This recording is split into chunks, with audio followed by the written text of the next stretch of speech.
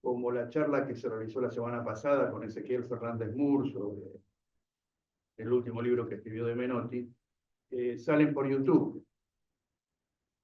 O sea que lo pueden compartir luego con amigos, vecinos, familiares, para crear un efecto multiplicador, ¿no? Que todos puedan escuchar. Hoy nos acompaña un amigo de la casa, Atilio Borón, que agradezco como siempre su predisposición. También es miembro de nuestro Consejo de Administración de Residencias. En nombre del Consejo y en el mío propio como presidente, agradezco y les damos la bienvenida a esta actividad. Terminada la misma, como siempre, haremos una serie de preguntas y respuestas.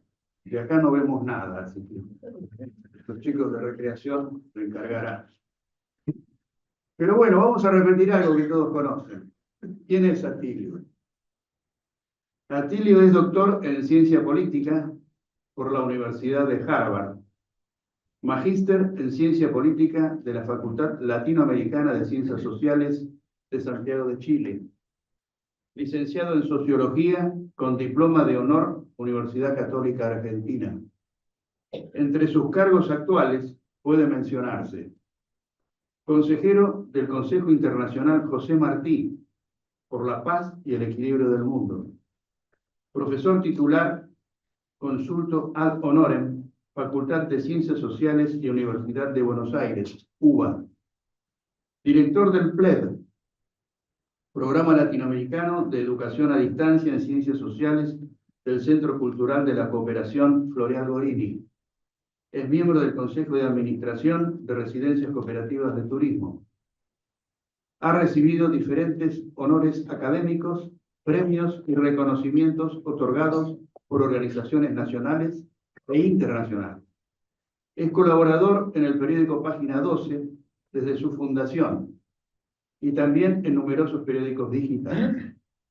Entre sus publicaciones, libros de autoría propia, pueden mencionarse El hechicero de la tribu, Vargas Llosa y el liberalismo en Latinoamérica, América Latina en la geopolítica del imperialismo, y de reciente aparición, A Contramano, una biografía dialogada, una historia latinoamericana desde 1948 hasta el presente. Hoy nos acompaña en nuestro ciclo de charlas presentando El mundo 6 meses después de Trump. Creo que es un tema interesante, ¿no? Así que, Atilio, nuevamente gracias y te cedo la palabra para que nos abras un poco la cabeza. Bueno, muchas gracias, Juan, muchas gracias a todas y todos ustedes por estar acá. Habrán visto algunos problemas de movilidad. Espero que la movilidad neuronal no sea tan mala como la que vimos recién, porque tuve un inconveniente informático absolutamente inesperado. De repente Microsoft me puso en una lista negra o no sé qué pasa, no puedo abrir ninguno de los documentos que tengo en Word, en PDF, nada de nada, y no hubo manera, hace 4 o 5 días que estoy renegando con eso, una gente me está ayudando, pero no encuentro la explicación, entonces, no sabemos qué. Entonces, voy a confiar en mi memoria y, bueno, algunos datos que por suerte los tengo por acá, para abordar este tema. ¿Qué pasó en el mundo después de 6 meses que se cumplieron este 20 de julio del gobierno de Donald Trump, ¿verdad? Yo diría, por empezar, de que revisando la literatura de periódicos de Estados Unidos, hay una sensación bastante fuertemente establecida de que las promesas de Trump realmente se han evaporado en el aire. Digamos, que nada de lo que prometió hasta ahora se ha cumplido. Y esto explica por qué, ¿no es cierto?, cuando uno mira lo que se llama el índice de aprobación en las encuestas. Ustedes saben que en Estados Unidos el seguimiento de las encuestas diario, ¿no es cierto? No todas las grandes encuestadoras, pero sí las principales hacen una medición día a día de cuál es la tasa de aprobación, el nivel de aprobación del presidente. Bueno, Trump arrancó el 21 de enero, o sea, el día siguiente, con un nivel de aprobación que estaba por encima del 57-58%. La última medición, que estuve dando una miradita desde ayer, y está en 43-44%. O sea, perdió prácticamente 15-16 puntos en 6 meses. Esto, lo que dicen los analistas norteamericanos, en general suele pasar, pero en el caso de Trump ha sido más acentuado que lo que ocurrió con otras presidencias. Y las razones me parece a mí que son múltiples, ¿verdad?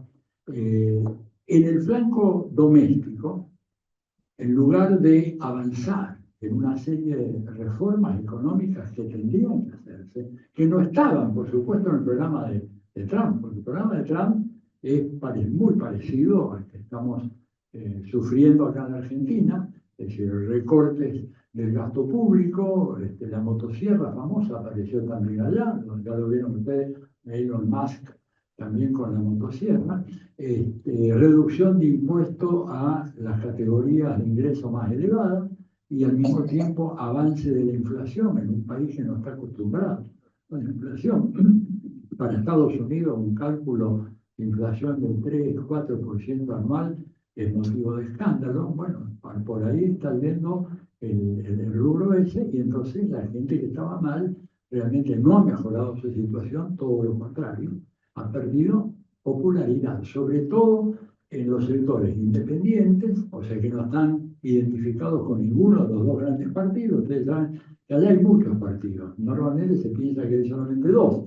Lo que pasa es que en la última elección presidencial creo que hubo 7 u 8 candidatos, pero la prensa simplemente eligió los dos de los dos partidos más grandes, y nada más.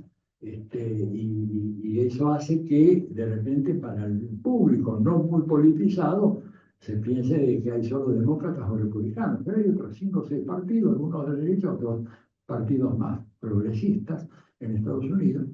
Por eso se explica la sorpresa que produjo de repente hace poquito en la elección primaria del Partido Demócrata en Nueva York. Ganó nada menos que no me acuerdo el nombre, el apellido sí, Mandani, que es un muchacho nacido en Uganda, de padres indios, de religión islámica, musulmana, y gana en la primaria dentro del Partido Demócrata en Nueva York.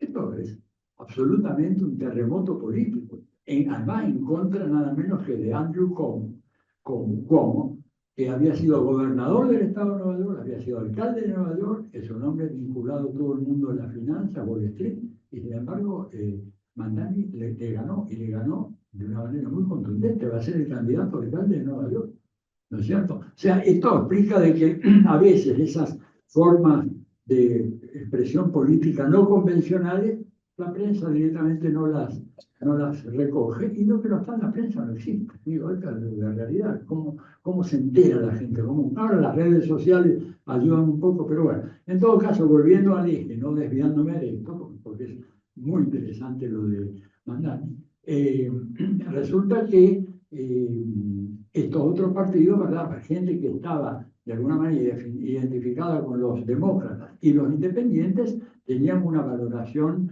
mala de Trump, pero ahora es mucho peor. Por eso ha habido esta caída. En el orden doméstico, además, ha resultado extremadamente preocupante lo que él llama el Liberation Day, del 2 de abril, cuando anunció el inicio de la guerra de los aranceles.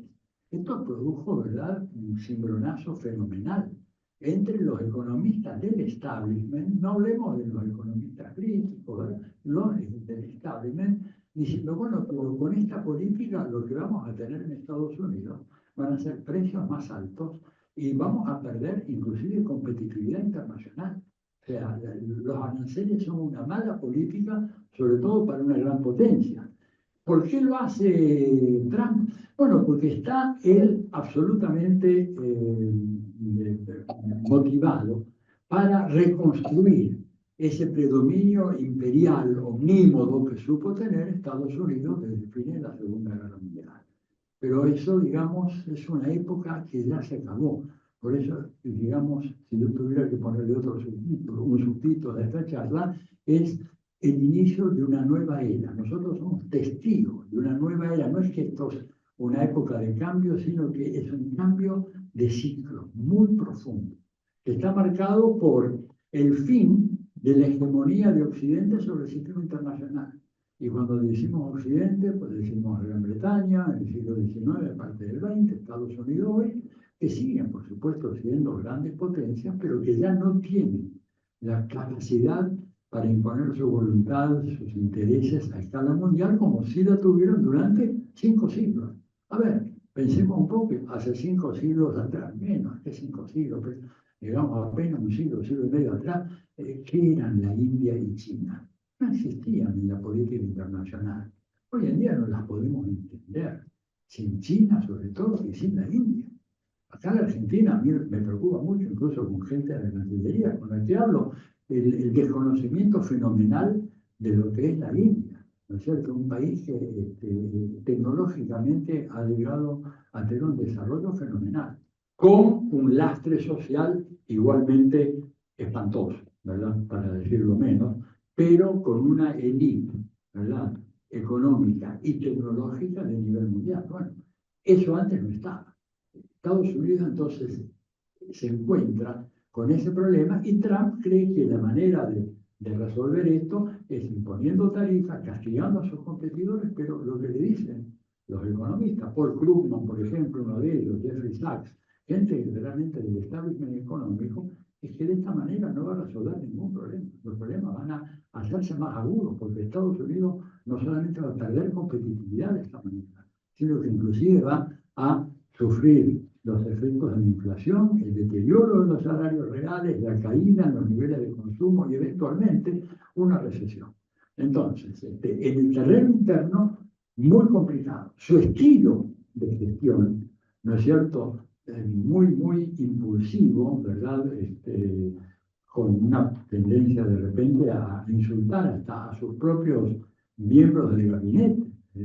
La vez pasada, hace poco, ¿verdad?, habrá sido unos 10 días, cuando en vísperas del ataque a Irán, ¿no es cierto?, la secretaria de inteligencia, Tulsi Gabbard, le preguntaron, bueno, ¿hay armas nucleares en Irán? ¿Se están fabricando? Ella dijo que no. Y el hombre este salió al rato a desautorizarla diciendo, ella no sabe nada. No sabe nada, pero es la directora del Consejo Nacional de Seguridad, o no sé si de algún otro organismo vinculado a la seguridad nacional de Estados Unidos, la desautorizó. Ni hablar de lo que ha sido la pelea espantosa entre Elon Musk, ¿no es cierto?, y Donald Trump, que al principio parecían hermanos gemelos y de repente terminaron con una pelea tremenda, insultándose, amenazándose, digamos, con recurrir a la justicia. Aparece ahí de golpe, sacan el caso de Epstein, ¿no es cierto?, acusado de pedofilia, de tráfico sexual, todas esas cosas, y en donde Trump está involucrado. Hay fotos, ¿verdad? Bueno, para el colmo, Epstein apareció suicidado. Y los dictámenes que dieron los organismos competentes en Estados Unidos es que no hay evidencia de que se haya suicidado. En realidad lo suicidaron. Entonces, estamos viendo una situación extremadamente complicada, la ruptura de lo que tanto tiempo Estados Unidos se enorgulleció de tener, que es el consenso bipartidario. O sea, ambos partidos mayoritarios, el demócrata y el republicano, que coinciden en una línea política. Bueno, pues esto ya está seriamente lesionado, y lo hemos visto, por ejemplo, en las votaciones para algunos de los miembros del gabinete de Donald Trump. Por ejemplo, esta señora que está ahora de visita, Chris, ahí se me fue el nombre, pero no sé lo voy a saber, la secretaria de Homeland Security, la secretaria del Departamento de Seguridad Nacional de Estados Unidos, ¿verdad?, que fue votada en una votación muy dividida en el Senado de los Estados Unidos. No es cualquier cosa que la persona a la cual se le encomienda la seguridad nacional de los Estados Unidos no tenga un voto, no digamos unánime, eso pocas veces se da, pero sí un voto fuerte, ¿verdad? Mayoritario, de parte del Senado de los Estados Unidos. Estoy viendo acá, por ejemplo, les voy a hablar algo sobre esta mujer que está de visita acá en Buenos Aires, ¿no es cierto? Bien, entonces, en el terreno doméstico, Trump se encuentra con ese problema. En el terreno internacional le ha ido bastante peor. Recuerden que él había dicho que en 24 horas ponía fin a la guerra en Ucrania. Bueno, pasaron 6 meses y si algo ha ocurrido en Ucrania es que la guerra ha proseguido su curso. Dijo también que iba a comprar Groenlandia, nada menos, ¿verdad? Lo cual fue un absurdo porque Estados Unidos tiene ya bases militares en Groenlandia, está controlando bastante del tráfico del Ártico. Incluso los especialistas militares dicen son más problemas los que nos crea si este hombre llega a comprar Groenlandia que si seguimos ahí con nuestras bases militares operando y no teniéndonos que hacer cargo de la gestión de un país. Bueno, por supuesto tuvo una refutación muy fuerte del gobierno de Dinamarca, de la cual Groenlandia es un territorio especial con un grado de autonomía bastante grande, etc. No le funcionó. Me voy a apoderar del canal de Panamá. Yo estuve en el canal de Panamá 3 meses después de que Trump hiciera ese anuncio, ¿no es cierto? Estuve en fines de abril, principios de mayo, porque los chinos se han apoderado del canal. Me dediqué, recorrí un par de esclusas y hablaba con la gente, así con un microfonito, fingiendo ser un periodista. Le preguntaba, bueno, ¿dónde está? Quiero hablar con algún funcionario chino. Los panameños me miraban, ¿este tipo de dónde salió? ¿De qué habla? No entendía, ¿no es cierto? ¿Y dónde están los militares chinos? Bueno, respuesta, ¿de qué habla? Bueno, sin embargo, se hicieron esas acusaciones. Los chinos dominan el canal de Panamá. El canal de Panamá tiene un consejo de administración internacional en donde las grandes navieras mundiales y los principales países comerciales del mundo tienen su representación.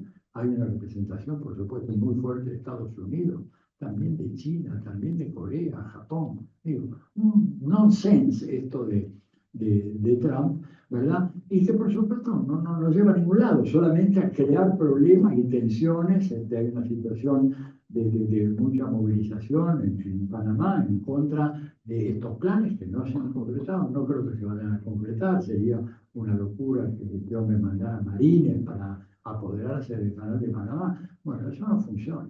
Después se enoja con Lula y con Brasil y pide que lo dejen en paz a Bolsonaro y que bueno, no va a admitir que Bolsonaro sea excluido de la próxima competencia electoral y que por lo tanto ordenaron, ¿no es cierto?, que se le vetara la visa a 8 miembros de la Corte Suprema de Brasil, creo que son 15 miembros, 11 o 15, ¿verdad? Y no solamente a los jueces, sino a sus familiares. Digo, en una medida absurda tomada por el Departamento de Estado para presionar, ¿no es cierto?, al gobierno de Lula. ¿Por qué? Porque uno de los problemas con los cuales se enfrenta Trump en el terreno internacional es el surgimiento de los BRICS. Y los BRICS, en esto, que es el patio trasero de Estados Unidos, es un obstáculo y un problema muy, muy serio para él, que pretende resolver a los manotazos como siempre ha hecho, ¿no es cierto? Bueno, no le resulta, no le ha resultado. Justamente el efecto fue el contrario, una especie de radicalización de los planteos de Lula y un fortalecimiento de los BRICS como un emergente mundial de creciente importancia. Es decir, Estados Unidos u Occidente pueden pretender de que los BRICS no tienen futuro, sin embargo, tienen un presente que ya es más gravitante que lo que es, por ejemplo, el G7. Todos estamos acostumbrados, cuando se habla del G7, los 7 países más industrializados y desarrollados del mundo, ¿verdad? Estados Unidos, Gran Bretaña, Alemania, Francia, Italia, Canadá, Japón. Bueno, se piensa de que esa ley mundial ya no más. Cuando uno los mide en función de Producto Bruto, los BRICS, los 5, no hablemos del BRICS ampliado que ya son 11, los 5 ya desde el año 23 o 24 tienen una gravitación económica mayor que los G7. Y por eso es que se ha producido un desplazamiento del centro de gravedad de la economía mundial desde el Atlántico Norte hacia el Asia-Pacífico. Y ese es un proceso irreversible, ¿verdad? ¿Y por qué es irreversible? Bueno, porque Estados Unidos probó la medicina que durante muchos años administró a los países de América Latina. O sea, probó la medicina del consenso de Washington. Así le fue. Estados Unidos hoy en día se desindustrializó. Cuando Trump dice que vengan las empresas otra vez acá, algunos empresarios dicen, pero si no tenemos gente, no tenemos trabajadores industriales. Prácticamente han desaparecido. En una época, ¿verdad? Casi un tercio, estoy hablando de los años 60, 70, de la mano de obra de Estados Unidos estaba vinculada al sector industrial. Hoy en día es el 9%. O sea, un boom industrial en Estados Unidos tropezaría de inmediato con la ausencia de mano de obra calificada, sobre todo para funcionar de acorde a las nuevas tecnologías. Estados Unidos dejó de ser, ¿verdad?, como fue en los años inmediatamente posteriores de la Segunda Guerra Mundial, la mayor economía del mundo. Ya no lo es, medida por la medición más precisa, que es la de la paridad del poder adquisitivo. China ya es más grande que los Estados Unidos.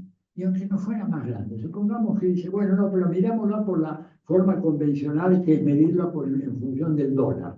Pues que en función del dólar tiene el inconveniente de que al ser una traducción de la moneda local, la medición del tamaño de la economía sufre los efectos de la sobrevaluación o la depreciación de la moneda local. Por eso los economistas usan el dólar, pero después usan lo que le llaman la paridad de poder adquisitivo. Bien, por este segundo criterio, China es la más grande, pero dejemos esto, no importa. Supongamos que es más chica, pero es la economía que se ha transformado en la primera socia comercial, industrial o inversionista de 149 países del planeta Tierra. Y eso es lo que realmente explica por qué esta señora que vino hoy acá, que se me olvidó el nombre, ya le voy a explicar por qué se me olvidó el nombre.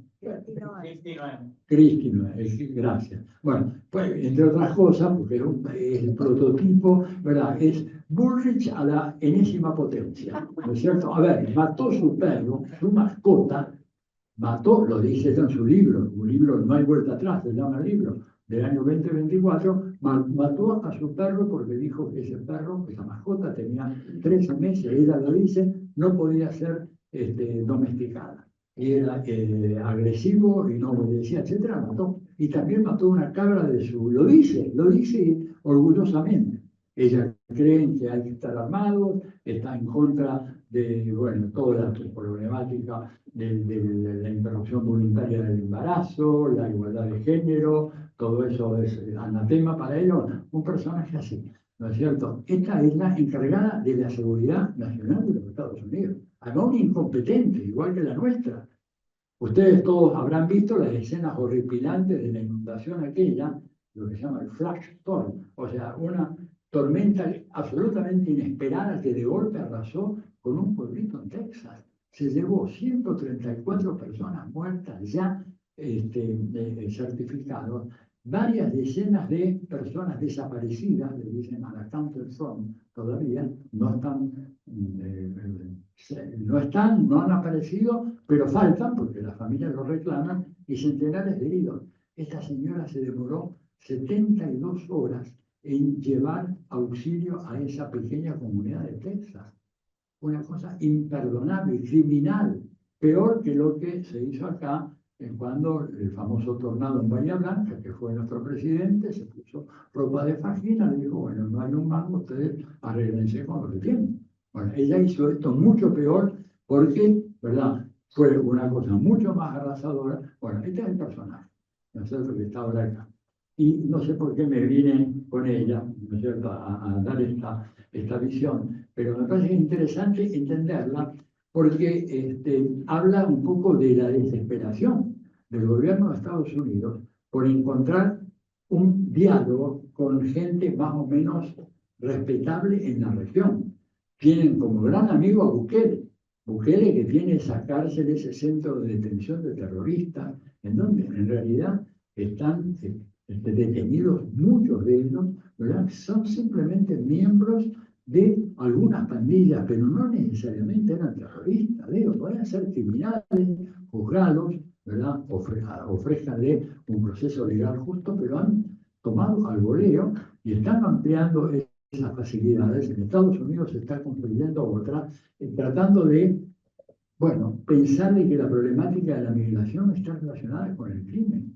Esto lo dijo, recuerden, en la campaña, Trump denunciando que habían llegado algunos haitianos en no sé qué pequeño pueblo y habían matado a los gatos y los perros para comérselos. Y se crearon una sensación de pánico. Y esta señora que está ahora como secretaria de Seguridad Nacional, bueno, mató a su perro, mató a la cabra porque no le gustaba, dijo que es un animal worthless, que no tiene ningún valor, ¿verdad? Bueno, entre paréntesis les digo, porque hay un dato interesante, a partir de esto, es una pequeña notita al pie de página, pero vale la pena escribirla. Mucha gente cree de que realmente podemos aprender de las tácticas o de las estrategias o de las políticas de control de la seguridad pública que hay en los Estados Unidos.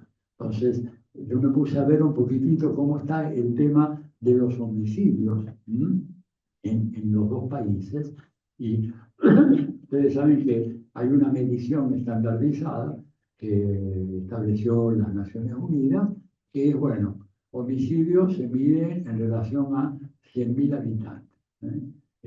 Y esta señora que vino aquí probablemente para aconsejar a nuestra ministra Patricia Bullrich, la tasa de homicidios por 100.000 habitantes en Estados Unidos es de 6.8 personas por 100.000 habitantes. La de la Argentina, en donde parece que nos estamos matando, y esto es Chicago de la década del 20, es 4.2. Yo no podía creer esa cifra, la recontra chequeé y por todos lados sale lo mismo. ¿Por qué digo esto? Porque cuando uno mira la prensa, la gran prensa aquí en Estados Unidos con un nivel de homicidios por habitante muy superior al de la Argentina, eso no aparece reflejado prácticamente nunca en la gran prensa. En cambio acá, en Argentina, digamos, uno mira los titulares de los diarios y es la idea de que, bueno, el conurbano africanizado y es una guerra implacable de todos contra todos, donde matan a la gente. No tiene ningún sentido.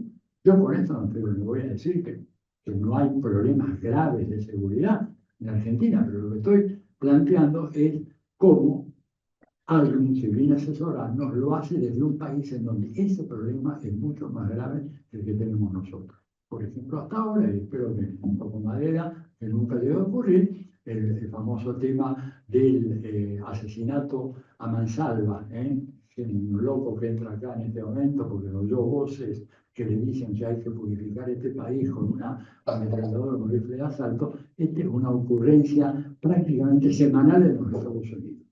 Y esta señora está preocupada, en cambio, por expulsar a los inmigrantes, en lugar de hacer una tarea de educación, ¿verdad? Y acabar con el tema de la deformación absoluta del tema de la aportación de armas. Hay más armas que gente en Estados Unidos. Esto es una estadística aterradora, ¿verdad? Y por eso, digamos, el temor a un estallido de violencia que puede llegar a ser de una gravedad tremenda.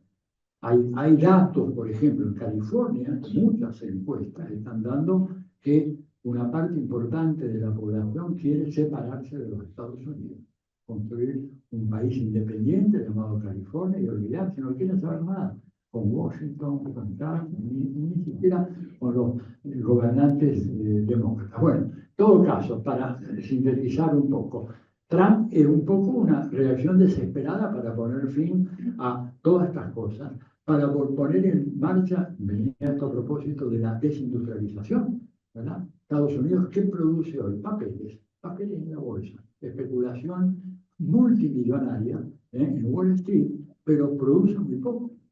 Para comparar un poco, China, ¿no es cierto? No solamente es primer socio de 149 países, pero China produce artículos industriales en mayor cantidad que Estados Unidos, Alemania y Gran Bretaña. Esta es la realidad. Y ante esta realidad es la desesperación, ¿no es cierto?, del gobierno de Trump de parar a China a cualquier precio. Ahora, China resulta que es muy difícil de parar porque cuando uno mira las visiones de los próximos, de los mismos estadounidenses sobre China, es una visión muy pesimista acerca de las posibilidades de poner freno a China. Muy, muy pesimista, ¿verdad? Sobre todo, visto desde Washington, algo muy importante. En el año 2000, el nivel de vinculación entre toda América Latina y el Caribe y China fluctuaba en el orden de los 12.000 a 15.000 millones de dólares. Esa era la vinculación, muy pequeña. Estamos hablando de 25 años atrás. Los últimos datos del año 2024 hablan de 486.000 millones de dólares. O sea, el nivel de integración económico-comercial entre América Latina y Chile creció 40 veces más grande. Por eso la obsesión. ¿A qué vienen acá los altos funcionarios de Estados Unidos? Tienen 3 palabras: keep China out, mantengan a China lejos. Pero el problema es que China es pero es el socio comercial, ¿verdad? El segundo socio comercial de la Argentina después de Brasil. Y es el que ha hecho la más grande inversión externa en las centrales a medio construir todavía, producto de la torpeza de sucesivos gobiernos argentinos en el sur, ¿no es cierto? Inversiones que están en el orden de más de los 5.000 y pico millones de dólares. O sea, va a ser muy difícil sacarnos a China. ¿A quién le vamos a vender nosotros los productos mineros o de la agricultura argentina, la ganadería argentina? Digamos, no hay muchas alternativas. Estados Unidos no va a comprar nada. Bueno, por el contrario. Recuerden que cuando Macri quiso potenciar la relación comercial con Estados Unidos, lo único que logró hacer fue vender una sola vez un embarque de 50.000 toneladas de limones. Eso fue todo. Tucumán, que es la región mayor productora de limones del mundo, produce más de 12 millones, producida en este momento 12 millones de toneladas. Y nada más. ¿Por qué? Bueno, porque en Estados Unidos también se producen limones y los lobbies allá son más fuertes incluso que los de acá, así que no hay mucha chance. Entonces, esta gravitación creciente de China en América Latina, ¿verdad?, es para Estados Unidos un problema. Por eso han venido, acá ya ha venido el jefe del Comando Sur, ha venido el secretario del Tesoro de los Estados Unidos, ha venido ahora la jefa del Departamento de Seguridad Nacional, y hay un cuarto más que se me escapa, en el momento que me voy a acordar, lamento, pero con el ataque de Microsoft me estoy basándome en este disco duro que está medio funcionando a medias. Bueno, y el nuevo embajador que nos han, que es un escándalo, ¿verdad? No sé, realmente sería sorprendente que aún un gobierno de este tipo le concediera el placer a una persona que ha violado todas las reglas de la convención diplomática. Todas, absolutamente todas. No intervención en los asuntos internos. Por supuesto, puede visitar a un gobernador a los efectos de promover un intercambio comercial o turístico o académico, etcétera, pero de ahí opinar sobre la justicia argentina, que si se le hizo justicia o no a Cristina Kirchner, que si debe o no ganar Milei en las próximas elecciones, no solamente ganar ahora, sino ser reelecto. Este hombre pisoteó todas las normas diplomáticas. En Estados Unidos, si algún diplomático llega a hacer algo así, inmediatamente es persona non grata y tiene que irse a su casa. Acá, digamos, bueno, veremos qué pasa. Yo creo que desgraciadamente el gobierno le va a otorgar el placer, lo cual sería realmente una mancha en la historia diplomática argentina, pero bueno, no importa. Lo cierto es que ¿Por qué entonces ese interés por la Argentina? Bueno, porque está con problemas con Brasil, si tiene problemas con México, ¿no es cierto? Con México la relación es muy tensa. Fíjense ustedes que el embajador que han mandado a México, se llama Johnson de apellido, que es boina verde, un miembro de las tropas de asalto de los marines, declaró al poco de llegar de que Estados Unidos está muy preocupado por la situación de los carteles mexicanos de la droga, por la exportación de fentanilo, y que por lo tanto todas las opciones estaban sobre la mesa, dijo en la primera conferencia pública este señor Johnson. Cuando los periodistas mexicanos le preguntaron qué quiere usted decir con eso de que todas las opciones están sobre la mesa, dijo exactamente eso, inclusive la militar, claro, incluyendo la militar. Y Donald Trump también se fue de boca hablando en algún momento de enviar tropas para ayudar al gobierno mexicano a combatir los marines, los narcotraficantes, cosa que fue rechazada de inmediato por la presidenta Claudia Sheinbaum. Entonces, bueno, ven ustedes el panorama complejo que tiene Estados Unidos, que en su propia región, lo que ellos consideran propio, los recursos naturales, el agua, el petróleo, el gas, el litio, el cobre, todo eso, ellos lo consideran propio. Lo dijo la anterior jefa del Comando Sur, Laura Richardson. Dijo, tenemos todo esto, dijo él, hablando de nuestro litio, de nuestro cobre, de nuestra agua, de todo lo demás. Lo creen sinceramente, ¿no? No es que se les escapó, realmente están convencidos de que nosotros somos una parte supeditada, que debemos estar supeditada a la directiva de los Estados Unidos, que el que manda en esta parte del mundo debe ser Estados Unidos. Bien, dicho esto, ¿no es cierto? ¿Qué pasa con las otras potencias que había antes? ¿Por qué no actúan? Bueno, Europa está en un proceso de descomposición, ha perdido la gravitación que solía tener en el pasado. Países que se han de alguna manera enrolado en la política de los Estados Unidos y que han perdido capacidad de actuación autónoma, incluso en su propia región. Es decir, es increíble que Europa prácticamente no haga nada para detener la guerra en Ucrania. Lo único que está haciendo es enviando más armas y enviando municiones, ¿no es cierto?, a un régimen que todo el mundo lo considera uno de los más corruptos de Europa. Esto venía de antes, ¿no es cierto?, mucho antes inclusive que empezara la guerra, que se hablaba de Ucrania como, esto estoy citando textualmente un editorial de un periódico inglés, el Guardian, ¿no es cierto?, diciendo, welcome, bienvenidos al país más corrupto de Europa. Y no era que no hay corrupción en otras partes, pero aparentemente, según el Guardian, esa corrupción era infinitamente superior en Ucrania, ¿no es cierto? Y bueno, y sin embargo, en vez de tratar de calmar las aguas y llegar a un acuerdo, que sería la mejor opción para Europa, porque Europa puede llegar a tener una política independiente, ¿no es cierto?, en la medida en que haga un acuerdo con Rusia. Si la competitividad de la industria europea estuvo facilitada por el hecho de que el gas y el petróleo de Rusia le llegaban a un precio casi subsidiado. Y esto es lo que, ¿verdad?, algunos europeos han empezado a darse cuenta en este momento. Y además hay un libro muy interesante, que es una novela, pero una novela histórica.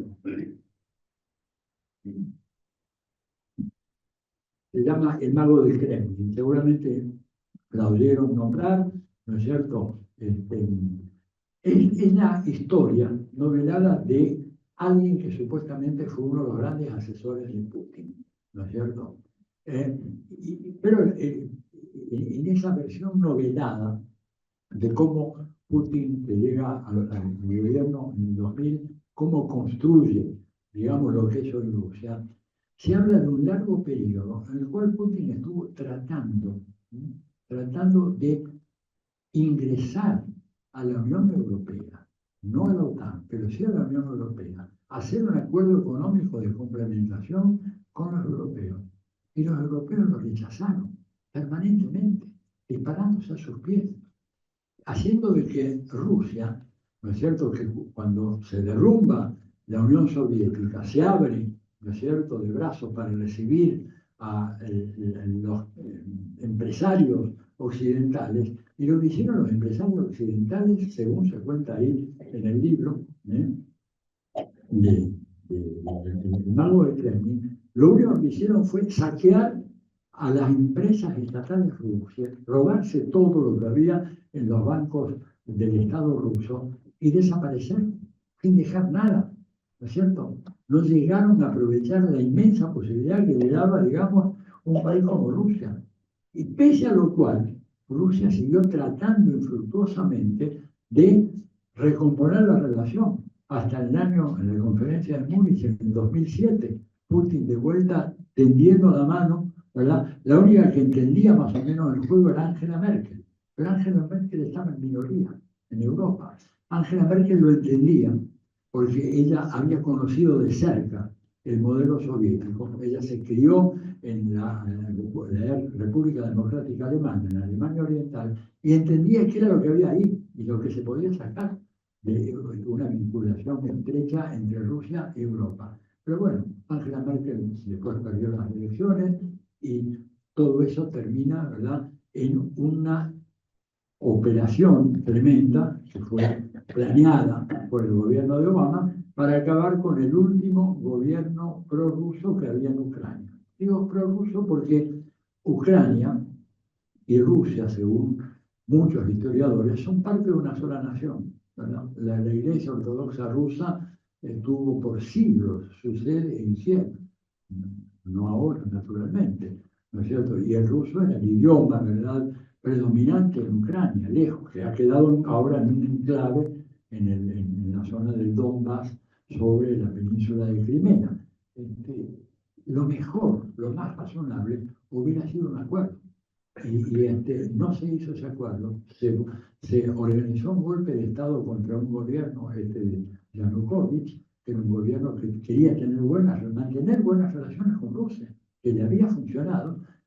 Pusieron a un régimen absolutamente belicoso que se dedicó a atacar a las poblaciones rusófonas de Ucrania, precipitando la ocupación militar por parte de Rusia. Y digo la ocupación militar porque decir la invasión me parece que equivale a no discernir que esto, según un gran economista y analista político estadounidense como Jeffrey Sachs, denominó, junto con otro colega de él, no economista, politólogo, John Mearsheimer, han dicho de que lo que pasó en Ucrania fue una invasión preventiva, que lo único sorprendente que tiene es por qué se demoró tanto el Kremlin en intervenir militarmente en Ucrania. Es más, fíjense que Jeffrey Sachs, que es el director de uno de los institutos más importantes de la Universidad de Columbia, dijo que si Estados Unidos se hubiera llegado a enfrentar una situación parecida a la que Rusia tuvo que enfrentar al tener la amenaza de que la OTAN se instalara en su frontera más próxima, que era Ucrania, digo más próxima porque es el país que penetra más profundamente en territorio ucraniano, ruso, a diferencia de los otros países. Está más cerca la frontera de Ucrania, de Moscú y de San Petersburgo, que la de cualquier otro país de la zona de Europa Oriental. Dice, si algo así hubiera ocurrido en Estados Unidos, que hubiera habido, por ejemplo, un destacamento militar ruso o chino en Tijuana, ¿verdad?, en la frontera entre México y Santiago, el gobierno de Estados Unidos no hubiera demorado 5 minutos en invadir a México y derribar al gobierno mexicano. ¿Sí? Sin embargo, Rusia actuó con una cautela que todavía hoy sorprende. Y fíjense ustedes que 3 meses después de iniciadas las hostilidades, no, perdón, menos de 2 meses después, se organizó una reunión en Estambul, un acuerdo, una reunión para establecer los términos de la paz negociada entre Ucrania y Rusia. Y esto estaba prácticamente acordado.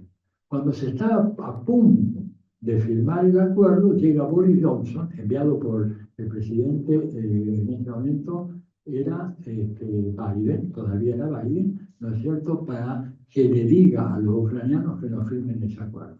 que Europa les iba a ayudar, que Estados Unidos les iba a ayudar y que ellos iban a ganar la guerra. Y justo cuando estaban a punto de firmarlo, ese mismo día, pocos minutos antes, Boris Johnson, que era premier británico, llega y echa a perder ese acuerdo. O sea que la guerra sigue, lo que dice cualquier analista hoy, es una guerra que termina inevitablemente no con una derrota, una destrucción de Ucrania. Y con el problema después de cómo se reconstruye la relación, porque Ucrania va a seguir estando ahí, ¿no es cierto?, al lado de Rusia, y va a haber que crear una zona desmilitarizada a lo largo de una frontera que tiene casi 2.000 kilómetros. ¿Cómo controla eso? ¿Verdad? Porque uno dice, bueno, en Corea también, entre Corea del Norte y Corea del Sur hay una zona desmilitarizada, sí, claro, pero tiene 180 kilómetros. Digamos, es difícil, pero es más sencillo. 2.000 kilómetros, ¿cómo se hace? ¿Qué va a haber? Guerra permanente, guerrillas permanentes. En fin, esto por Europa. Me estoy yendo muchísimo. ¿Cuántos minutos me quedan?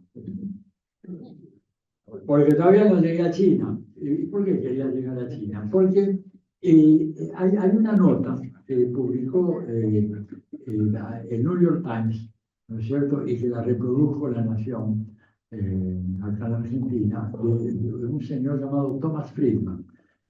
Friedman es uno de los columnistas estrellas del New York Times, y la nota se llama Fui a visitar el mundo del futuro y no lo encontré en los Estados Unidos de Trump, lo encontré en China. La descripción que el tipo hace, siendo un hombre de pensamiento conservador, él cree que el imperio americano ha llevado a la paz, la democracia y la libertad por todo el mundo. O sea, estamos hablando de un pensador del establishment, pero dice lo que ve, porque tampoco puede, como muy bien lo han recordado tantas veces Noam Chomsky, ¿no es cierto? Algunos de estos personajes tienen que decir la verdad, porque la gente a la cual sirven tiene que conocer qué es lo que hay en la realidad. Bueno, lo que dice Friedman en ese artículo, que se los recomiendo, búsquenlo, está en la web, se llama Lo que vi, digamos, en la Tierra del Futuro, Tomorrowland, es algo impresionante. Dice, nosotros no tenemos ni siquiera de lejos la posibilidad de competir en las nuevas tecnologías con China. Pero no hay ninguna posibilidad. La inversión que ellos han hecho a lo largo de estos últimos 50 años es impresionante.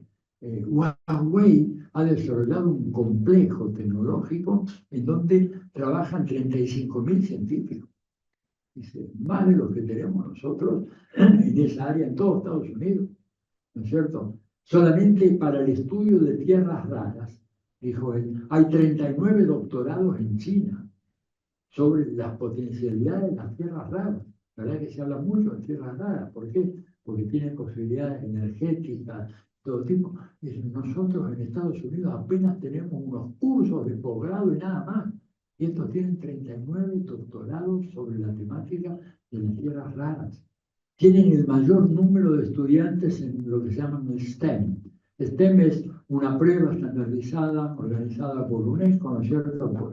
La palabra es por Science, Technology, Engineering y Mathematics, por eso STEM. Y bueno, los chinos están a la cabeza, Estados Unidos lejos atrás, no segundo ni tercero, décimo o más, porque Singapur está adelante, porque Taiwán está adelante, porque Corea del Sur está adelante, porque Rusia, Irán está adelante. ¿Se dan cuenta? Entonces, este es el problema grave con China. El desarrollo tecnológico formidable, una tecnología, ¿verdad?, aplicada a prácticamente todos los aspectos de vida social. Una fórmula absolutamente inédita. Digamos, China no es ni capitalista ni socialista, es un híbrido, ¿no es cierto? Uno diría, bueno, pero China, mucha gente dice, en China se volvió capitalista. No, no es así. China tiene una economía de mercado, sí. El capitalista hace lo que quiere, como por ejemplo acá en Argentina o en Estados Unidos, no hace lo que quiere. Incluso una empresa como Huawei es una empresa cooperativa. Juan, para la Alianza Cooperativa Internacional, hay que ir a hablar con Huawei, digamos, es una empresa cooperativa, en donde el propietario inicial, el fundador, tiene creo que el 1% de las acciones, ¿verdad? Y en donde es el Estado chino, dirigido por el Partido Comunista Chino, el que fija las orientaciones generales, no los detalles, pero de lo que es el proceso de desarrollo económico. Ya van por el 14 plan quinquenal. Yo tenía todos estos datos y bueno, están ahí arrumbados por Microsoft. 14 planes quinquenales. Acá no hablamos de la planificación, el mercado no resuelve nada en ninguna parte del mundo. ¿Verdad? Entonces, China, este es el otro gran problema que tiene Estados Unidos. Por eso, en los documentos de seguridad nacional se dice que el enemigo a vencer es China. Rusia es una estación intermedia, estúpidamente planteado el tema, porque Rusia, a ver, es el país más grande del mundo. Rusia es tan grande como todo Sudamérica. Le sacan ustedes Paraguay y el resto lo que queda es todo Rusia, con 11 usos horarios. Cuando es medianoche en San Petersburgo, ya son las 11 de la mañana en Vladivostok, en la otra punta de Rusia. Es un país con una riqueza y un desarrollo tecnológico formidable. Entonces, digamos, y lo que ha logrado con las sanciones en contra de Rusia, lo que ha logrado es que Rusia le dijera chao a Europa, se fue de Europa. Mejor dicho, Europa la expulsó, ¿verdad? Porque además hay una cosa racista, ¿verdad? Pensando que los eslavos son, una categoría social y demográfica inferior. La eslavofobia es muy fuerte en Europa desde hace mucho tiempo, no es actual. Entonces, pero ahora se ha reavivado, ¿no es cierto? Y bueno, y Europa cansada, por eso le decía lo de Putin hasta el 2007, cansada de todo esto, ha decidido volcarse hacia el Asia-Pacífico. No me compran petróleo, los alemanes y los franceses hacen estallar el gasoducto. ¿Saben qué? Se lo vendo a India. India me va a comprar todo el petróleo y todo el gas que yo pueda producir. ¿Por qué? Porque tiene 1.500 millones de personas. Y si ustedes no me compran productos en Estados Unidos o Europa, yo se los vendo a mi clase media. ¿Saben cuál es el tamaño de la clase media de China? Lo veis ahí desmayado. 430 millones de personas. Es más que toda Europa occidental. Entonces, ¿qué le importa si le compra Estonia, Portugal, España o Inglaterra si tienen un mercado interno que han desarrollado extraordinariamente grande, enorme? Y además con un desarrollo tecnológico, que vuelvo a lo de Friedman, él estaba sorprendido de los trenes. Claro, ¿cómo no va a estar sorprendido?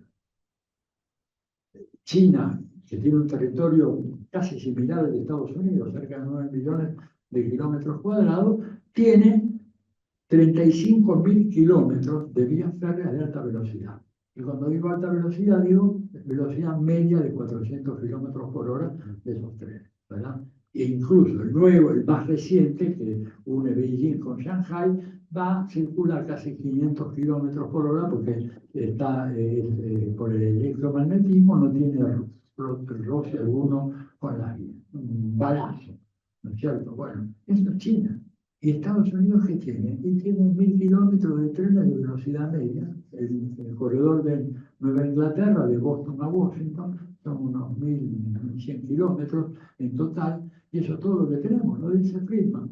Digo, ¿qué estamos esperando? Es decir, ¿por qué no tratamos de reconstruir un esquema internacional equilibrado que cumpla aquello que dice Xi Jinping, el win-win, o sea, que ganar, no el ganar unos y perder otros? Entonces, bueno, en ese contexto, mejor que vaya poniendo fin porque veo que, supongo que debe haber muchas preguntas. Tengo muchas más informaciones sobre esto, pero bueno, no quería excederme el tiempo. Creo que me excedí. Les pido excusas por eso, pero bueno, estoy a disposición para lo que quieran preguntar. Gracias.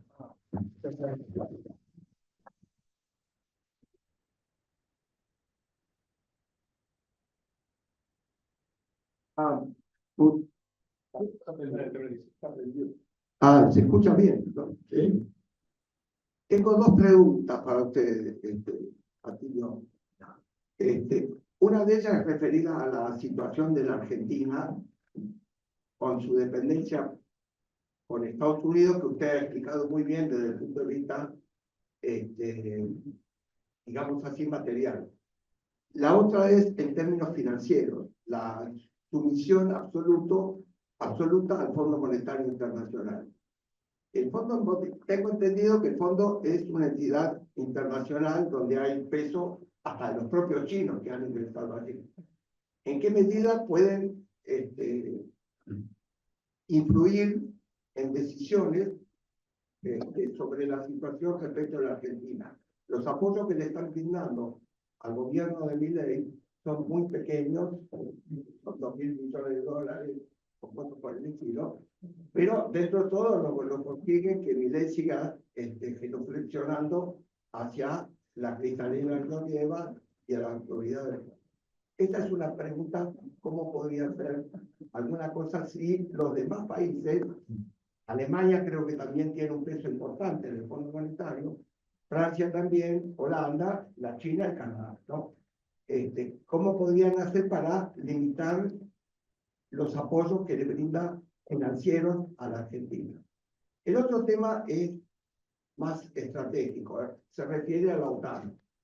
La OTAN yo la veo como una entidad mucho más agresiva que lo que sería el fondo, porque además opera en el aspecto financiero, pero la OTAN maneja ejércitos y maneja poder atómico.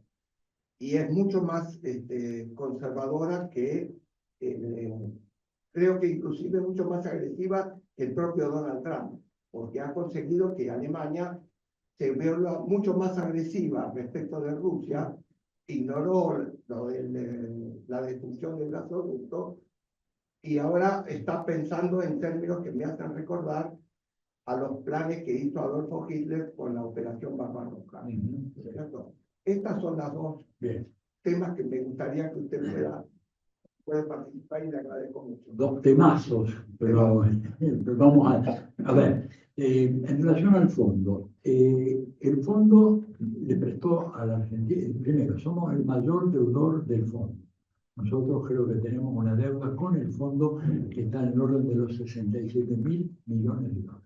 De lejos, somos los mayores deudores del fondo. Los segundos, por ejemplo, creo que es Egipto, que debe algo así como 13 o 14.000 millones. O sea, fíjense la diferencia monumental que hay, ¿no es cierto? Esos préstamos fueron otorgados al gobierno de Macri y al gobierno de Milei, en donde las afinidades ideológicas jugaron un papel fundamental, en violación, y esto hay que decirlo, de la propia normativa del fondo. O sea, por eso digo, si acá algún día llegamos a tener un gobierno que actúe con racionalidad y espíritu patriótico, lo primero que tiene que hacer es una auditoría de la deuda externa internacional y elevar los resultados de esa auditoría al Tribunal Internacional de Justicia de La Haya, para que emita una opinión sobre si se violó o no la normativa del fondo en la concesión de esos préstamos.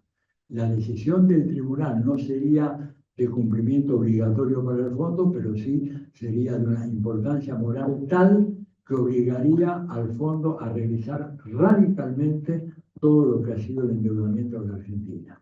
Pero hasta ahora no he encontrado yo un político de Argentina con el cual le he hecho llegar este razonamiento que me diga que está dispuesto a hacerlo. ¿Y por qué digo esto? Porque el fondo en realidad, y ahí cito a un gran estratega norteamericano, nombre del establishment, Zbigniew Brzezinski, lo habrán escuchado hablar en más de una ocasión. Brzezinski dijo: el fondo y el Banco Mundial en realidad son meras extensiones del Departamento del Tesoro de Estados Unidos. No son, propiamente hablando, organismos internacionales. Y les digo, uno de los datos que, por supuesto, utiliza Brzezinski es el siguiente. En el fondo, podemos tener economistas de distinto tipo, incluso algunos progresistas, ¿verdad?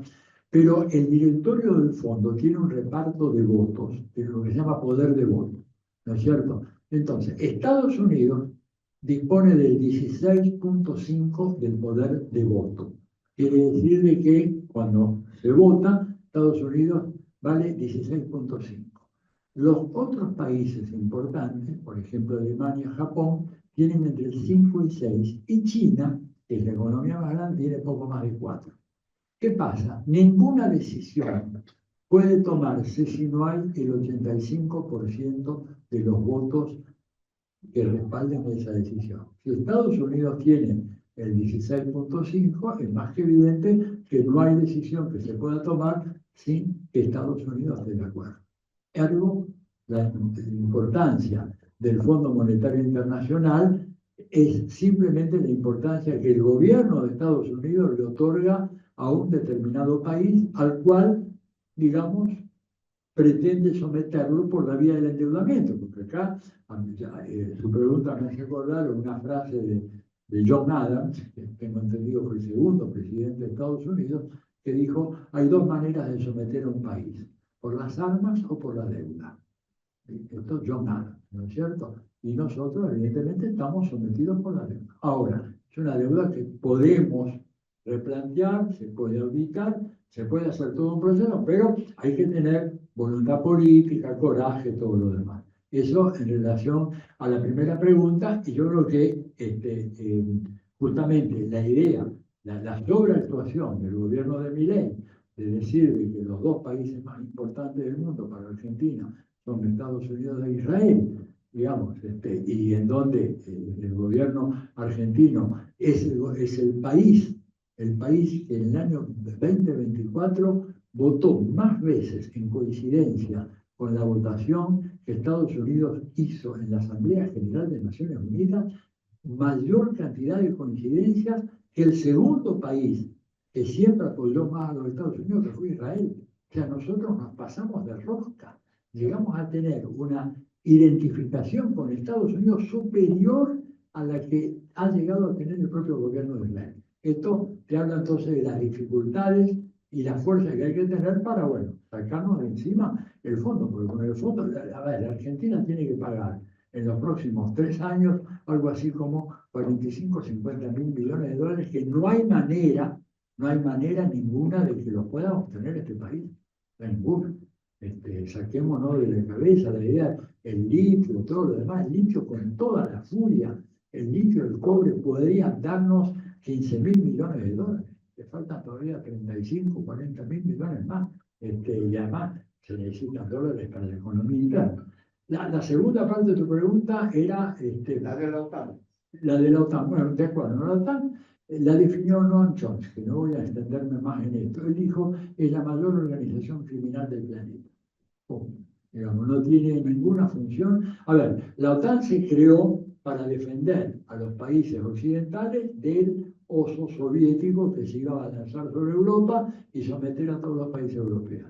La Unión Soviética se desintegró en 1991, ¿no es cierto?, desapareció por completo, se acabó el Pacto de Varsovia en 1996, ya el Pacto de Varsovia estaba disuelto y la OTAN, en lugar de disolverse, que es lo que muchos analistas inteligentes de Estados Unidos decían, no mantengamos a la OTAN porque es comprarnos un problema a mediano plazo, disolvámosla, ya no está la Unión Soviética, no está el Pacto de Varsovia, bueno, la mantuvieron. Y hoy en día la OTAN, ¿qué función cumple?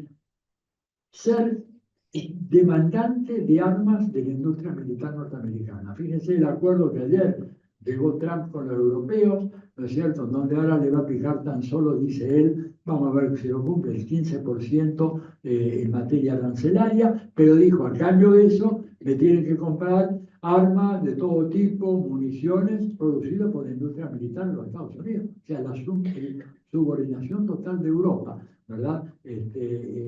Y esto, la OTAN es la que se encarga de aquello. No se olviden ustedes, es un tema, yo sé que no se habla mucho de esto, pero que justamente en el año 91, cuando ya la Unión Soviética estaba en vía de disolución, un altísimo funcionario del gobierno de Estados Unidos, llamado Paul Wolfowitz, ¿verdad?, que era el número 2 del Departamento de Defensa del Pentágono, escribió un memorándum muy interesante, muy malévolo, por supuesto también, diciendo, bueno, no importa que la Unión Soviética ya no exista. Rusia, por su tamaño, por su riqueza, por su desarrollo tecnológico, seguirá siendo siempre un obstáculo a los intereses de los Estados Unidos en Eurasia. Y por lo tanto, lo que debemos hacer es una política de fragmentación de Rusia en 10 o 15 pequeños estados independientes. Cosa que no pudieron hacer en Rusia y que era lo que querían hacer ahora le salió mal la cosa, le salió bien en Yugoslavia, la ex Yugoslavia ahora, en ese territorio hay 7 pequeños estados, ninguno de los cuales gravita en nada. Ese era el plan para Rusia, pero los rusos tienen una experiencia de sobrevivencia de estos ataques muy largos, de larga data, y el plan fracasó. Y la OTAN es la que está hoy atizando el fuego de la guerra, con una irresponsabilidad absoluta, porque se demostró, digamos, con otro fracaso de Trump, la famosa guerra el ataque a Irán. Oigan, fue un embuste. No hubo tal ataque. Es decir, tiraron bombas y las tiraron. ¿Se acuerdan que iban a tirar esas bombas que penetraban 60 metros por debajo de la tierra? Resulta que no pudieron tirar nada. O fue un fiasco total. ¿Por qué? Porque se hubieran afectado esas centrales nucleares que estaban ocultas por Irán, se hubiera producido un nivel de contaminación radioactiva en el aire que nadie lo pudo comprobar, ni siquiera la Organización Internacional de Energía Atómica, que la dirige este argentino Rodolfo Grossi. Fueron allá, mandaron inspectores, no hay signos de radioactividad, o sea, nos engañaron con la prensa diciéndonos, hemos acabado, hemos destruido ahí donde estaban fabricando el uranio enriquecido para la bomba. No hicieron nada. Fíjense en qué mundo estamos, ¿cierto? Bueno, otra pregunta. Sí, ¿qué tal? ¿Dónde está? La sensación que da la lectura de la prensa es que se consolidó la hegemonía de Estados Unidos, impuso los aranceles que quiso, Europa se bajó los pantalones, Japón se bajó los pantalones y aceptaron las exigencias de Trump, que Suecia y Finlandia se sumaron a la OTAN, que el poder militar de Estados Unidos es tan superior al resto del planeta que se debilita el rol de las organizaciones como las Naciones Unidas y que pasan a tener un papel secundario. ¿Es así o estoy equivocado con mi lectura de la prensa? No, hay algún matiz, digamos, que es importante aclarar. Yo creo que estamos en un momento en donde evidentemente es un cambio trascendental, por eso digo, es una época histórica enteramente nueva, ¿verdad? Estados Unidos ha subordinado a Europa, ha convertido a Europa en estados vasallos, estados peones de los Estados Unidos. Ahora, ¿esto le permite recuperar la iniciativa económica? De ninguna manera. Todo lo contrario. Es decir, Estados Unidos está con un problema gravísimo de competitividad económica por el atraso tecnológico que decía Thomas Friedman, por el hecho de que es un país que se desindustrializó, por el hecho de que tiene un gasto militar fenomenal, que además no le sirve para nada.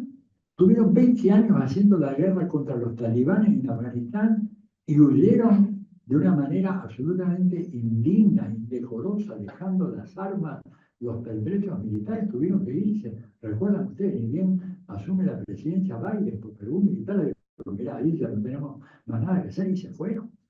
Y Afganistán es uno de los países, si no el más pobre, uno de los 3 más pobres de Asia. No pudieron ganar esa guerra. ¿Te das cuenta? Estados Unidos no pudo defender a Israel del ataque de los misiles de Irán. La famosa cúpula de hierro que Netanyahu había dicho de que lograban impedir cualquier ataque en el exterior, pero entraron misiles por todo Israel. Tel Aviv sufrió, y claro que la prensa tiene un silencio absoluto, pero nosotros, yo tengo un programa de radio Madre los sábados de 6 a 8, sobre el tema internacional, y ahí entrevistamos a gente que está ya viviendo en Israel, no, realmente Tel Aviv, los destrozos que causó la misilística iraní, fue impresionante. ¿Te das cuenta? O sea, Estados Unidos tiene un gasto militar que es fenomenal, ya llega al $1.000.000.000, billón en castellano, o sea, el millón de millones de dólares. Y no les sirve para derrotar a Afganistán ni para proteger con esa famosa cúpula de hierro a Israel. O sea que, y además, porque desde el punto de vista tecnológico, el desarrollo de la misilística rusa es muy superior a Estados Unidos. Es decir, Rusia tiene misiles hipersónicos, o sea que van a 15, 20.000 kilómetros por hora. Estados Unidos no ha llegado a eso. Los misiles más rápidos que tiene Estados Unidos están navegando en el aire a 4 o 5.000 kilómetros por hora. Es mucho, pero lo otro es muy superior. Entonces, yo creo que Estados Unidos da la impresión de que todavía conserva la capacidad de control, pero no la conserva. Las instituciones que creó están en crisis. El SWIFT famoso, el sistema que regula las transacciones financieras internacionales, está siendo progresivamente dejado de lado. ¿Por qué? Porque los BRICS y fundamentalmente Rusia, China y la India están creando un sistema alternativo de intercambio monetario. Se produce cada vez menos intercambios basados en el dólar. O sea, se le ha venido abajo completamente ese mundo. Arabia Saudita, que era un Estado que estuvo financiado y armado por Estados Unidos hasta los dientes, sin embargo, llegó a producirse la reconciliación con Irán.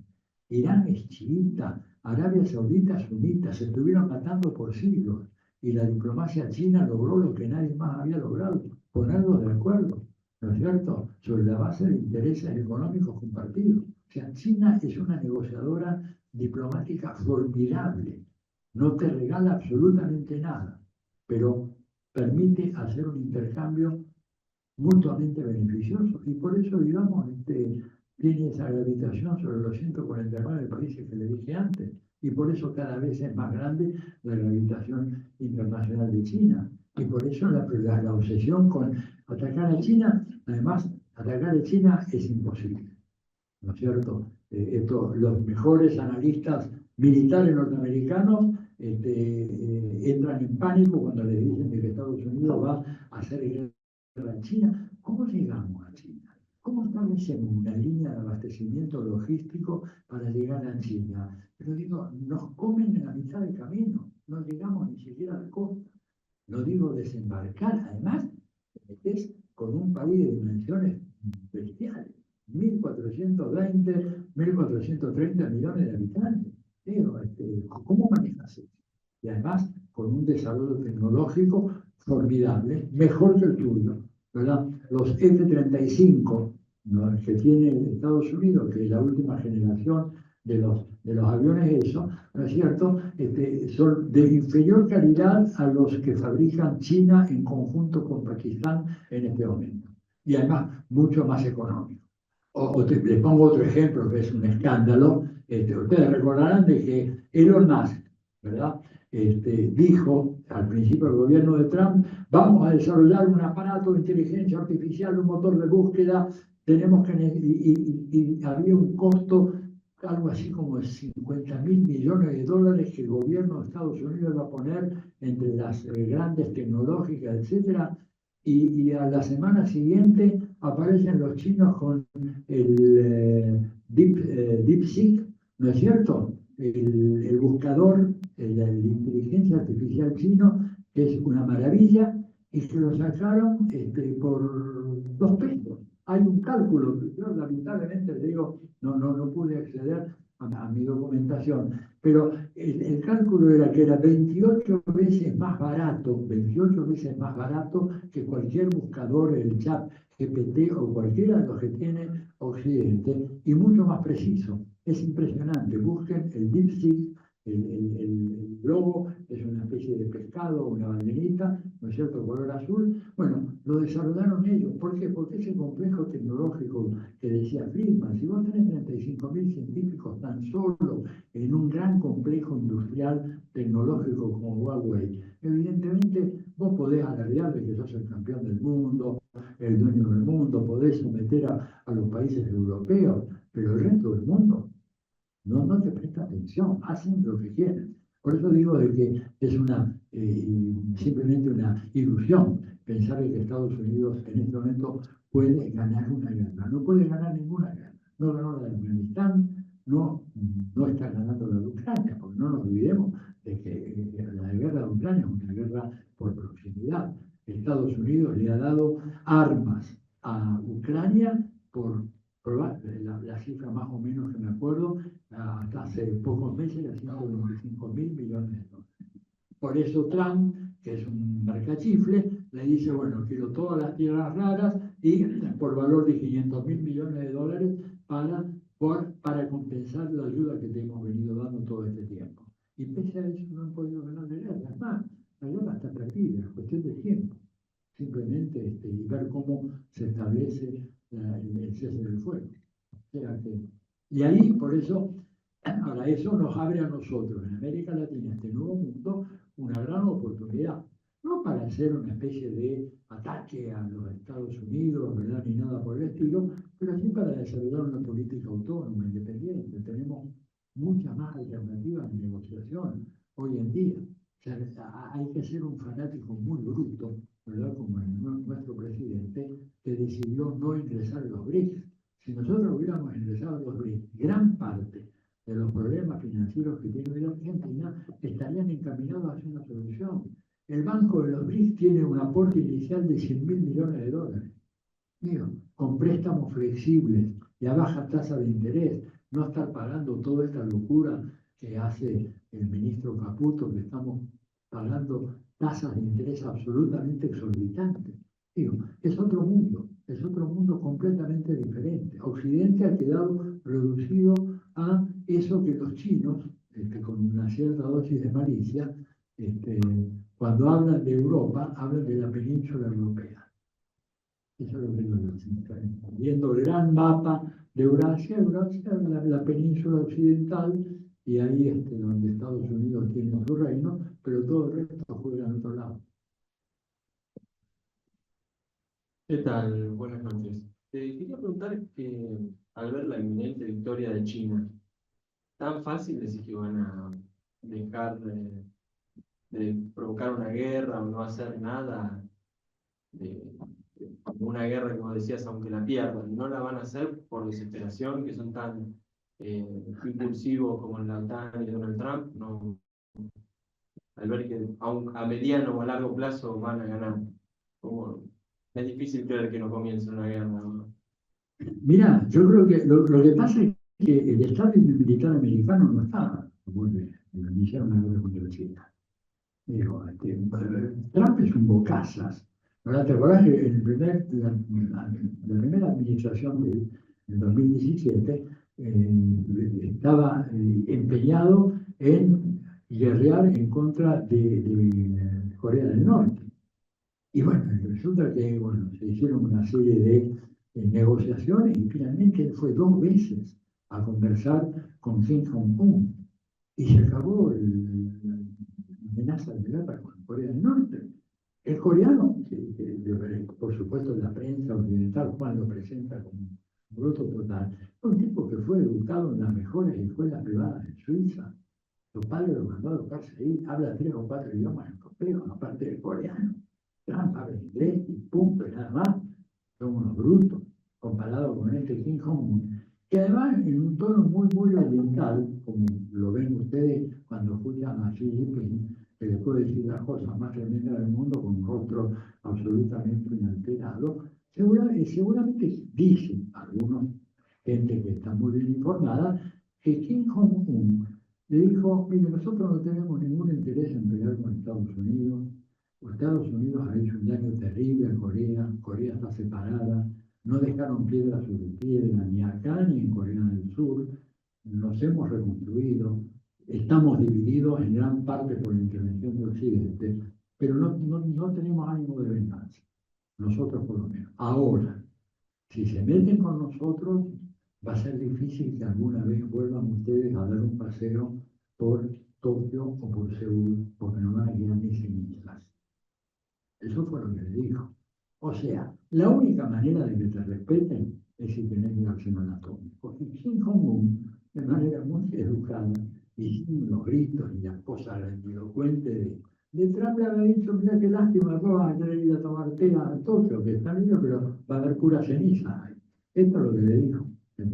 ¿Te das cuenta? Entonces, y esta es la razón por la cual el tiro por la culata, otro fracaso, ¿no es cierto?, de Trump, es que Irán, que hasta hace un mes admitía la inspección periódica de la Organización Internacional de energía atómica, ahora ya dice que no la va a admitir y que va a fabricar su propia bomba atómica. ¿Y qué le van a decir ahora?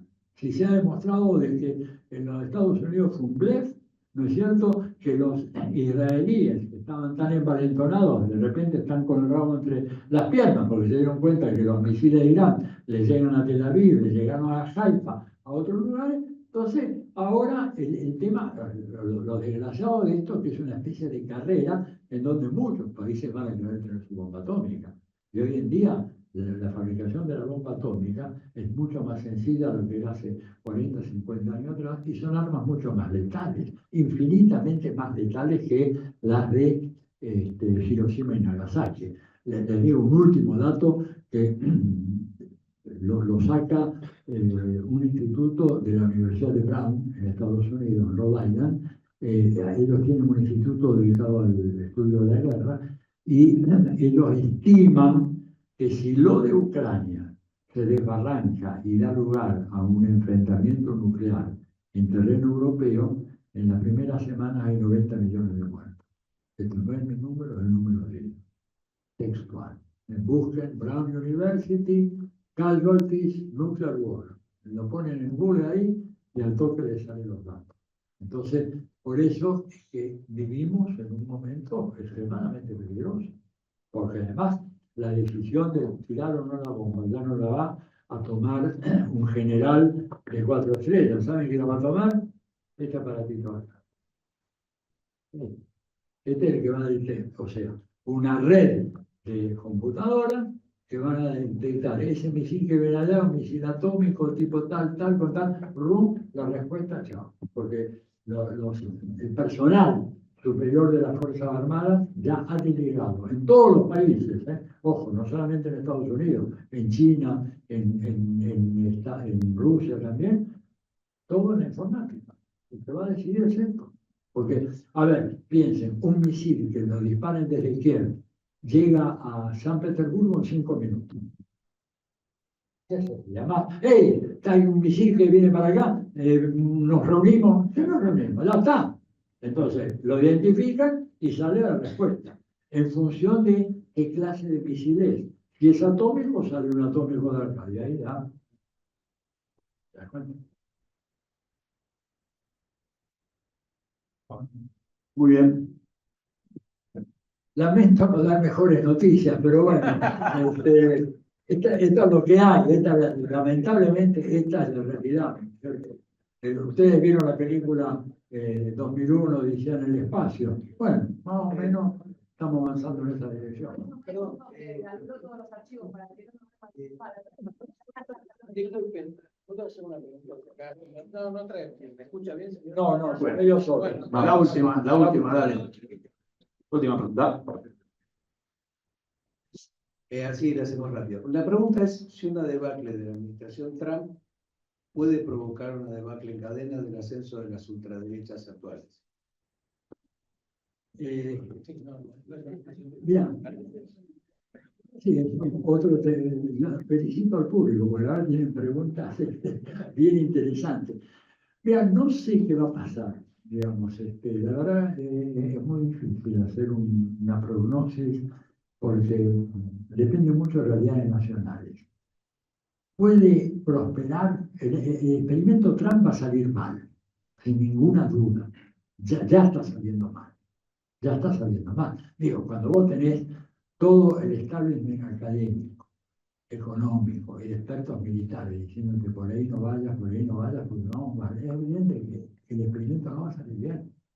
Esto no quiere decir que de repente no pueda ganar una elección de medio término el año que viene, en noviembre, pero no hay condiciones. Ahora, ¿puede esa extrema derecha que está avanzando en algunos países resolver los problemas que plantea hoy el capitalismo contemporáneo con estas tendencias fenomenales a la desigualdad económica, a la exclusión social? Piensen que un país como Estados Unidos, por ejemplo, tiene índices de desigualdad iguales o superiores a los de Argentina. ¿Cómo se entiende esto? Bueno, se entiende porque resulta que la hiperconcentración de la riqueza ya no en el 1%, en el 0,1% de la población es absolutamente extraordinaria. Y el 50% más pobre de Estados Unidos hace 60 años que mantiene la misma participación en el ingreso nacional. Fluctúa desde 1960 hasta el 2020, que yo estuve mirando los datos, fluctúa entre el 9, el 10 y el 11%. Pequeños movimientos ahí, nunca más. Y esto te explica por qué Estados Unidos también pierde la carrera tecnológica. ¿Por qué? Porque resulta que esa gente que antes tenía movilidad social ascendente y mandaba a sus hijos a la universidad, ahora ya no los puede mandar a la universidad. Vos vas a una universidad de primera línea, la llamada Ivy League, en los Estados Unidos, Princeton, Harvard, Chicago, Stanford, Brown University, etc., MIT, y te encontrás fundamentalmente con chicos que vienen del Asia, orientales, orientales, de Malasia, de China, de Japón, de Corea, de Singapur, de Taiwán. ¿Por qué? Bueno, porque esos países que tienen estados muy fuertes, todos los países, tienen una gran inversión en educación. En cambio, Estados Unidos la inversión en educación es baja, muy baja. ¿Y esto qué pasa? Entonces, esa familia de clase media, que ya no es clase media, no puede pagar la matrícula de Princeton o de Harvard, porque equivale a todo el ingreso del grupo familiar al año. $78.000, la última número. Entonces, es una familia que tiene 2 hijos, un poco el censo americano establece la familia tipo, 2 hijos, ¿no es cierto? Calcula 78.000, estamos hablando de 150 y pico mil dólares por año para que hagan el primero de los 4 años de la licenciatura. Multiplicado por 4, estamos hablando de 600, 700 mil dólares para una familia que no puede en el resto de su vida ganar ese dinero. Por lo tanto, están recontraendeudados, los chicos no van a la universidad o van poco, mucho menos. Yo he enseñado muchos años, yo he sido testigo de esa orientalización de los estudiantes universitarios. Entonces, Estados Unidos por eso no tiene esas condiciones como para decir, puedo volver a tomar la iniciativa y ser otra vez, digamos, el mundo. Tiene que conformarse con ser una gran potencia económica, pero que ya no va a poder dictar las condiciones. ¿Te das cuenta? No tiene cómo hacerlo. Es decir, sencillamente una época que ha concluido y una política de ese tipo tiene que desalentar a la fuerza de la extrema derecha en el resto del mundo, que se ven reflejados de alguna manera o inspirados en Trump. Si a Trump le va mal, ¿verdad? Bueno, yo creo que muchos lo van a pensar 2 veces. Ahora, eso si es que hay un proceso de recambio y en donde las fuerzas que en Europa, por ejemplo, tendrían que haber apuntalado el Estado social de bienestar, se convirtieron en neoliberalismo y produjeron el desastre que tenemos hoy en Europa. Digamos. Esto es por la deserción de la socialdemocracia, de las fuerzas socialistas, progresistas, los comunistas, también, todos que adhirieron al modelo neoliberal y el resultado de una Europa crecientemente surcada por contradicciones, conflictos sociales y además con otro problema, el problema de la pérdida de la homogeneidad cultural. A ver, ustedes miran, yo, por ejemplo, una vez para una clase, le pedí a mis alumnos que mirasen, que me trajesen fotos de los equipos europeos del Mundial de 1950, ¿no es cierto? Y que después fueran a ver el Mundial ¿cuál fue? Bueno, los 78 años era muy temprano, pero a finales del siglo, 2014, y ahora el último, ¿no es cierto?, en Qatar. A ver, ¿cómo era la selección francesa en 1950? Eran todos blanquitos como Juan y Humodó. ¿Y cómo es hoy? Y parece una selección de Nigeria, no hay mucha diferencia. ¿Y la de España cómo es? ¿Quién es el nuevo genio del fútbol? Este chico, ¿cómo se llama? Yamil, una maravilla cómo juega, es marroquí. Y él está agrediendo, inclusive ironizando a los españoles que lo estuvieron discriminados durante tanto tiempo. Y ahora se mueren por él. La selección alemana. ¿Cuándo ibas a ver un negro africano en la selección alemana? Bueno, por ahora lo ve al africano, ve al magrebí, ve al turco, ve al... Bueno, y eso, ¿verdad? La rigidez reaccionaria de la cultura europea ha impedido la asimilación de esa masa de inmigrantes. ¿Qué las necesitan? Porque si esos inmigrantes no llegan, Mira, hay un cálculo, ¿verdad?, de la evolución de la población a largo plazo. Si no hay inmigrantes que lleguen a España a lo largo de lo que queda del siglo, España termina con 13 millones de habitantes. Esto según la Oficina de Estadísticas Demográficas de Naciones Unidas. ¿Te das cuenta? Digo, ¿por qué? Porque la gente hoy tiene menos hijos. En Europa la tasa de reproducción es negativa. No se repone el número de mujeres en Europa. Y hasta ahora no hay otra manera de que nazcan niños. Si no hay mujeres, pues las mujeres, digamos, se rebelan en contra de la familia tradicional, etc. Bueno, no hay niños. Europa necesita, Estados Unidos necesita el plan de Trump de decir, echamos 11 millones de migrantes. Es una locura total, no solamente un desastre humanitario, un desastre económico. Yo he vivido en California, vos recorrías los campos de California, ¿no es cierto? Tomate, fruta, lo que sea, todos latinos, hispanos. No he visto nunca un güerito, como dicen los mexicanos, un rubiecito americano recogiendo bajo 45 grados de calor la fresa, la frutilla en esos campos. O sea, se necesita todo eso, pero para eso se necesita una política cultural de asimilación de la migración. Y esto es bien importante. Decir, acá me remonto a un estudio ya de los años 60 de uno de los padres de la sociología argentina, que se llamaba Gino Germani, que demostró ya en aquel momento que la Argentina había sido un caso exitoso de asimilación de migrantes de distintos orígenes culturales y religiosos, ¿verdad? Comparando con Estados Unidos, en donde vos vas a las grandes ciudades norteamericanas y tenés la Little Ireland, la Little Poland, Little Italy, Little no sé qué. En cambio, en la Argentina se produjo una fusión, una mezcla muy creativa de distintas tradiciones culturales, religiosas, de los cuales creo que deberíamos estar orgullosos y que no hay en los Estados Unidos.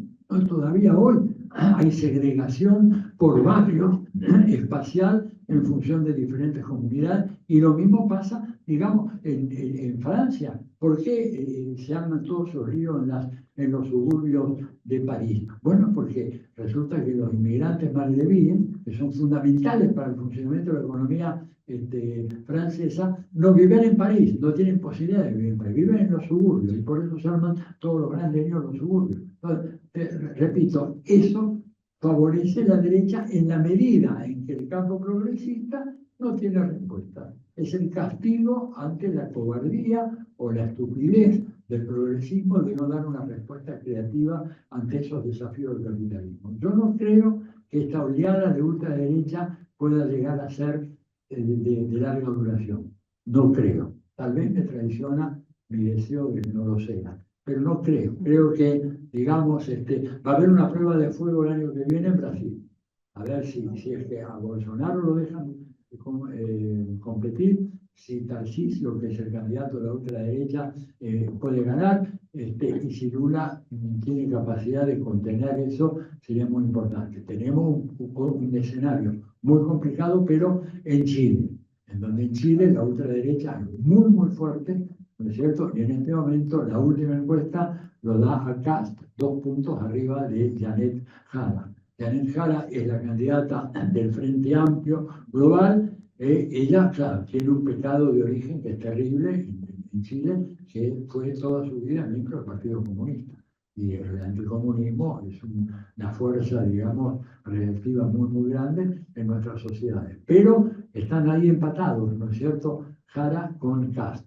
Ahora, Kast está, para que se ubiquen, a la derecha de Milei. O sea,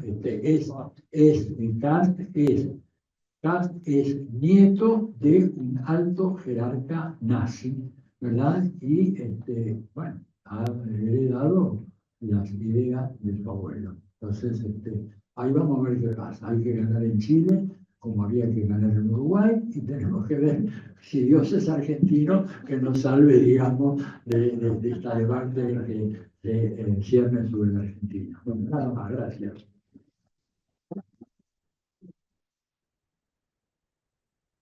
Agradecemos la pregunta, se le damos la palabra a Juan López. Simplemente sigan disfrutando con los amigos, la familia de nuestro complejo y, por supuesto, en nombre de todos, gracias a ti. Hacia usted.